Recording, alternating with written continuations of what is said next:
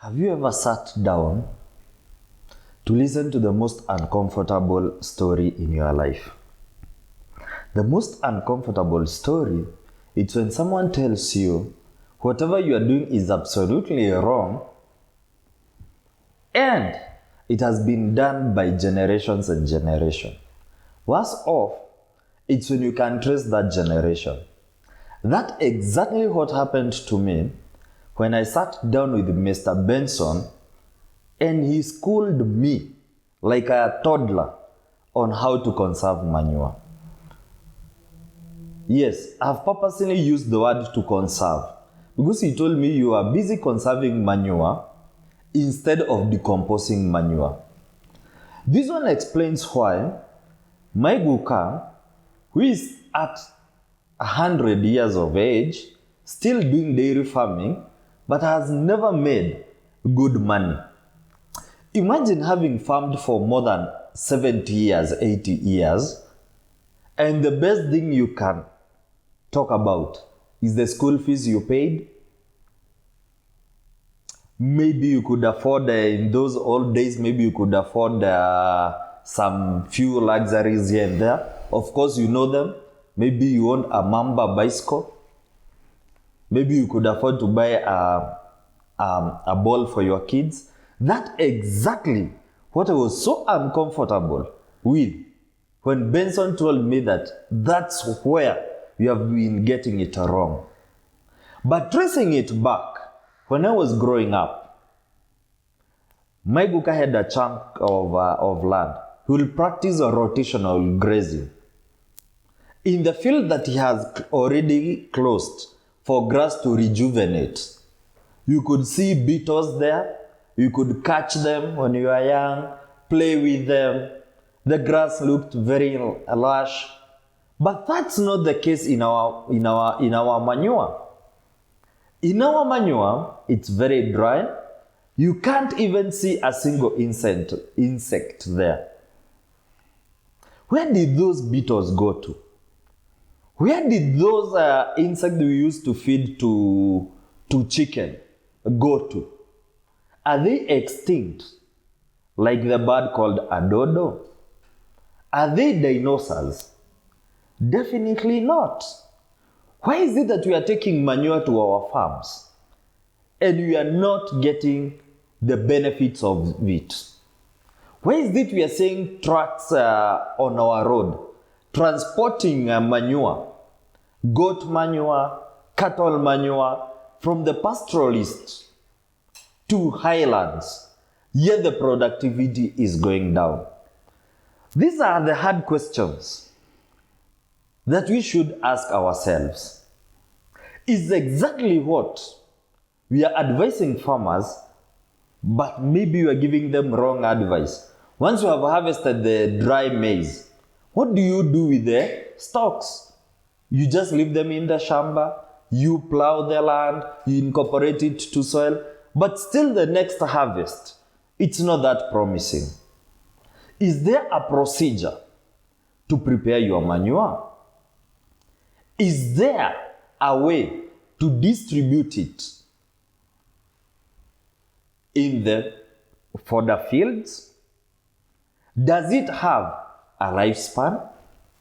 And I pose a question to you as you subscribe to this channel, as you type that comment in the comment section. Is manure dead or alive? That's the question Mr. Benson posed to me.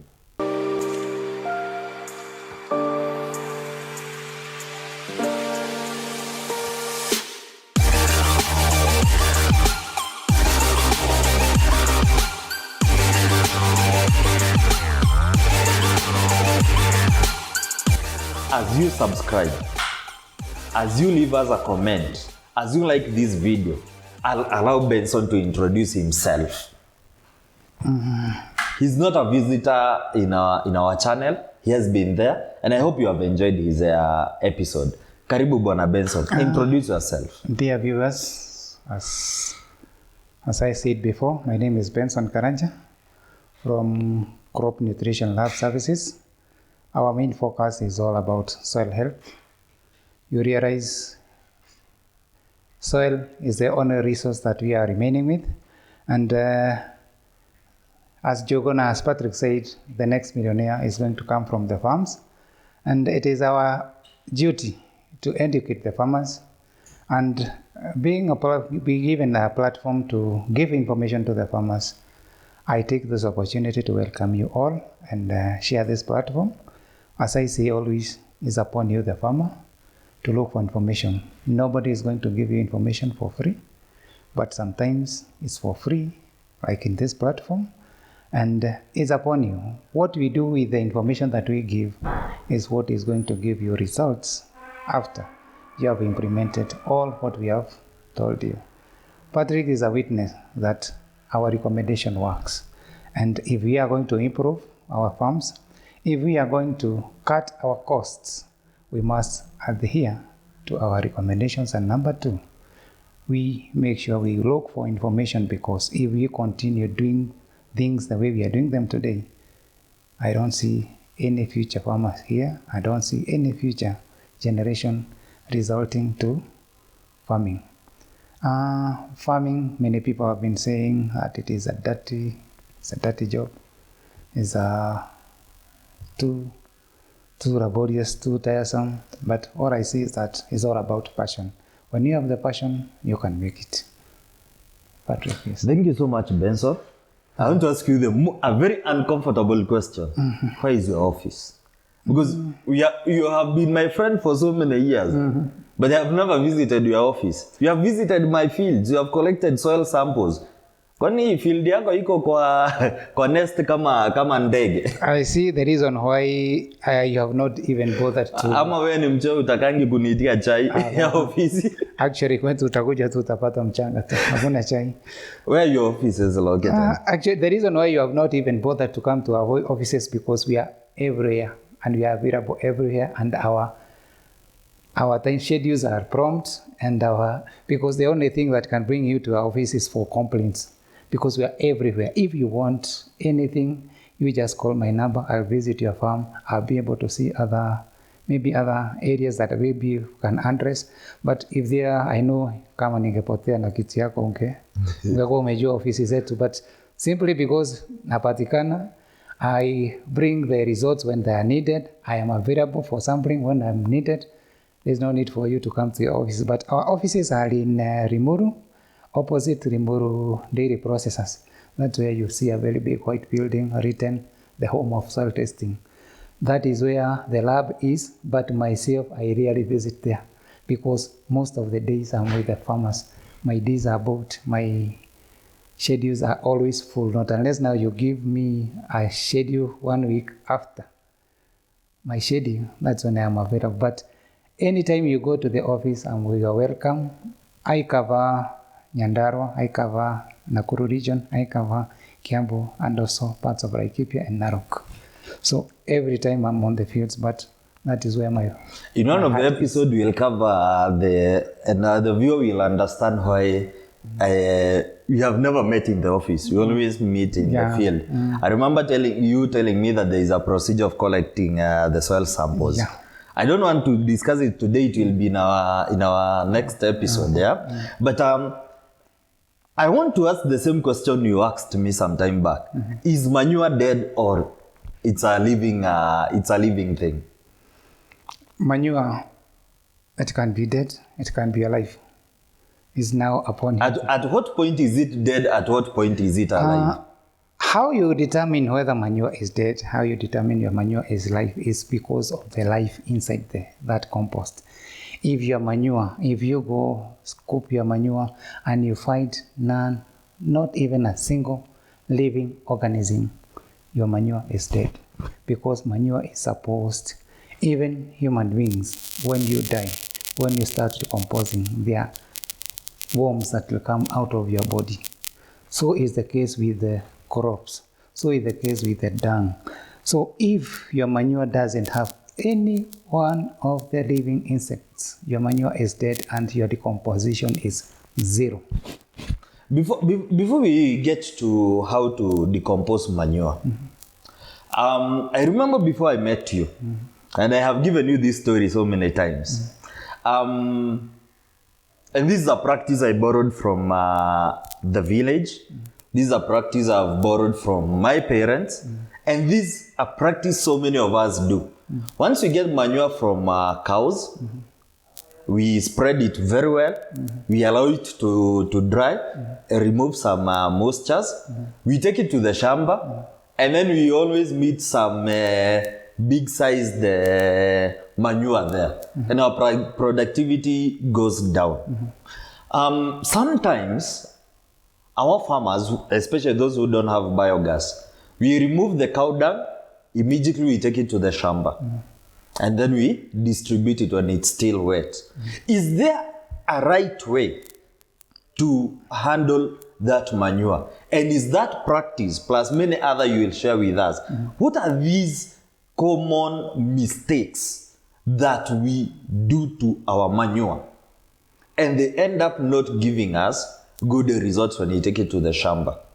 And I remember in one of the videos you also talked about you can keep on adding more manure to the field, but you never get results from it. So, what are these common mistakes we normally do while handling manure? What I can say for when you put it for drying, first of all, let us define what is decomposed manure. Before we come to the process. Decomposed manure means when you take your manure to the farm, what you want is for the nutrients to be taken by the crop. But is it by the crop or by the soil and then the crop? What do you feed first? Do you feed the crop? Do you feed the soil? Okay, when I say you're taking to the farm, I mean you are filling the fridge, as I referred to it. The fridge is the soil. So in kind of you are replenishing you are putting back the nutrients that have been taken by your crops. So you put it, incorporate into the soil so that when you plant, it is uptaken through the roots to the crops. But there is a certain form that it is taken. When you take wet manure into the farm, what it results is it can either be resort to cramping, that is forming those big formations. Stones-like. Yeah, stone-like formations. And the roots cannot penetrate there. And also, you see, the roots cannot penetrate, and also it's not good for the soil. Again, when it is decomposing, it eats carbon and releases manure, not ammonia. So in a way, we are putting blame into DAP, which is not, it's supposed to go to the manure. So if, and I'll pause. Wait a moment. When you talk about carbon and ammonia, does it mean manure can lower the soil pH? Very well. No, this is a controversial statement. Actually, manure is more dangerous than DAP. No way. Let me give you a practical example. Ever been to a urino that has never been washed or takes some time to be washed? Exactly. What happens? It's smelly and it has some burning, whatever feelings in there. What happens when you put some water into the decomposing manure? Have you ever tried to turn the decomposing manure? Are you trying to expose I'm a telephone farmer. Are you trying to expose me? Yes, publicly? From there we are going to get it right. Actually, I'm not here to tell you that you are doing the right thing when you are doing it the wrong way. The same. But you're supposed to sugarcoat. No. Protect me. No, not for now. The same ammonia. That is what we call ammonia. Ushawaipitia mahali wanaume wanasimama mahali. What happens to the grass? It starts to dry up. What dries it up? It's the ammonia. It is the ammonia. No. When you don't release it through the process of decomposing, what happens if you take to the soil? The same ammonia is left into the soil, and that is what acidifies our soil. So much of the brain that DAP has been culling, right now from today, it's part of manure that has been doing so. So when... Before you continue, Bona Benson, make me understand this one. The common practice in Githunguri, precisely in Githunguri, it's about you get your manure from the cow shed, you take it with a wheelbarrow to the Napier fields. As it is, Does it mean it will lower the soil pH? Very well. Actually, the soils in Githunguri, around the Githunguri area, they are acidic because basically it's... And that one has nothing to do with the natural occurrence of the soil. Githunguri naturally is acidic because of the tea growing areas. It's a tea growing area. So when you add more manure, that is not decomposed. And get this, I'm not saying to don't add manure. I'm saying add manure that is decomposed. That way you are going to lower your pH, your pH, you are going to improve on your pH if you use decomposed. But undecomposed manure will lower your soil pH, and that will compromise your nutrient uptake, and the end result is it will compromise your yields. Does this just apply to the cow dung, or it cuts across all animals, or any undecomposed content? There are some wastes that contain much ammonia than others. Look at kitu kama kuku ikojoi. One way of removing ammonia from our bodies is through urination. Kuku ikojoi. So even if you are to use chicken manure, in a way, it's more dangerous than when Can I use the chicken manure to top dress? When it is decomposed. Now, Benson me, I'll still insist on this point until our viewer understands. I know it is a controversial topic, but we are getting our manure, the goat and the sheep manure, from the pastoralist community. Let's call it Masai land. The Masai land. Yes, tunabeba malori na malori tunapeleka kwa shamba. And I remember you warning me. And I told my neighbor, and my neighbor exactly did the same mistake. In fact, at some point I said I'll keep maybe so many sheep so that I can harness that manure. But you told me, if you take that fresh manure and then you take it to the shamba, it's like you're taking poison there. Do you still stand by that statement? Patrick, I'll take you to science here, class 5. One of the way of preserving anything is by drying. If you want to preserve your maize, what do you do after harvest? You dry. If you want to preserve your beans, you dry. You dry. So including meat. Including meat, you dry. Actually, we even dry fish for it to be stored for longer. And actually, that was a practice that was even happening even before we came. Time in memorial, they used smoking. Smoking was one of the way of drying because you are putting heat into. Now, here is manure. You want it to decompose. You put it in its state of dryness. So what happens to our farmers? They come, they heap. Wanawekelea karatasi ya nylon. Some use izima twigs. Some wanakota majani huko, they come and heap them. Now, what will happen?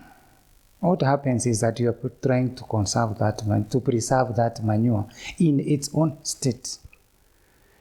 You need a process to activate it to decompose. Actually, after some time, you go and put your hand into the manure, the heap. There's a lot of heat, but that heat is not enough. What is the process of the other manure that comes from our sheds? You come, spread it. After it has dried, you see that now is decomposed manure. But if you look into the period, that is the period that we are not planting, still there is that manure that is being removed and heaped somewhere.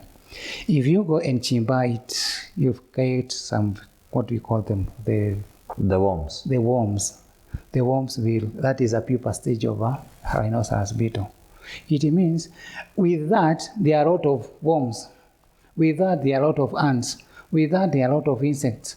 That is what decomposed manure is. In the process of decomposing, but unlike the other one, which is still dormant. Dormant as in, there's no process going on. For you to decompose, for any crop, for anything to degrade to the next stage, for it to be uptaken, it's a process for that manure. Eventually, it will turn back to soil.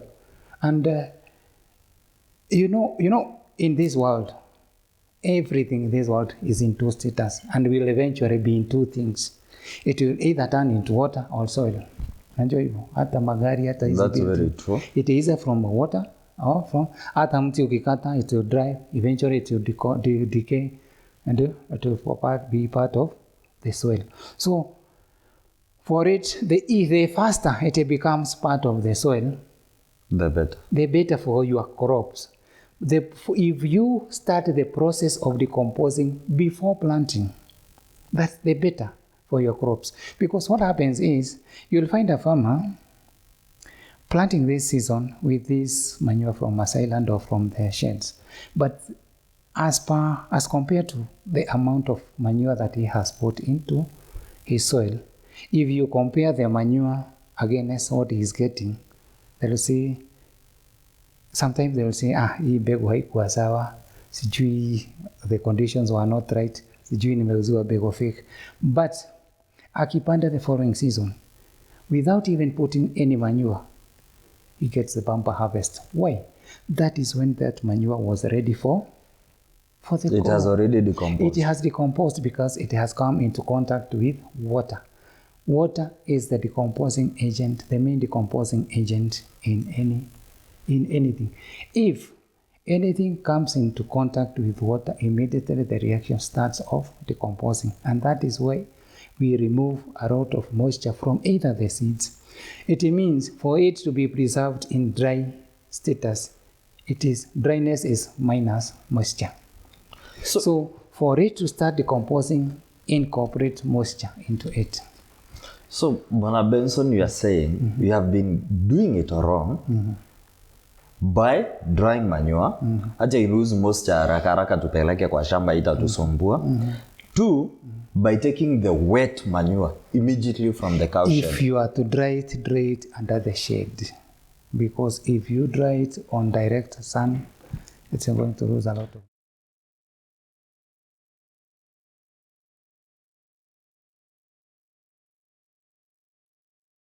So how am I supposed to get it right so that manure helps me in the next season?